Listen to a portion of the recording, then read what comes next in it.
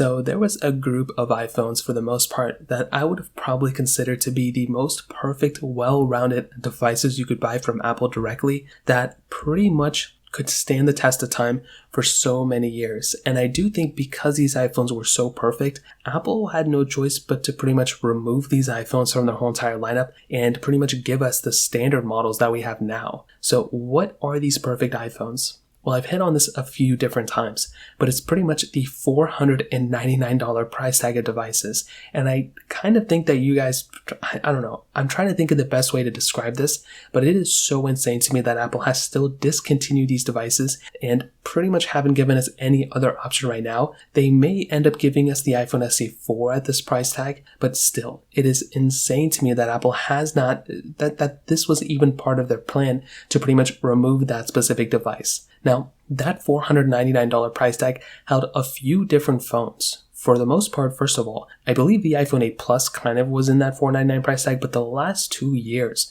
we've had the iPhone XR and we've also had the iPhone 11 at those price tags, which is so insane. And the fact that Apple, first of all, kind of discontinued the iPhone 11, I feel like they could have still sold that iPhone. They probably could have taken out the iPhone SE 3 and put that iPhone 11 there for $449 or something like that. That would have been a way better option than having that iPhone SE 3 there at $429. But regardless, not only did they not give us another option at that price tag, but they removed that specific price tag. For them to remove that price tag and to have a jump from $429 on an iPhone SE 3 to $599 on an iPhone 12, personally, I think that is crazy, and I feel like they should have given us some sort of option in that specific standpoint. I feel like that would have been awesome, and the fact that they didn't really give us an option there is kind of crazy in my opinion. Now, the iPhone 11 I would consider almost a perfect iPhone. Now, it's not perfect, when compared to the iPhone 14 Pro or anything, but for its price tag, for how cheap it was, and for the build quality that you're getting, for the performance, for the camera setup, for everything combined, that's a very competitive price for that device. And it was more competitive than what the iPhone XR was a year before. The iPhone 11 is a big upgrade from the XR,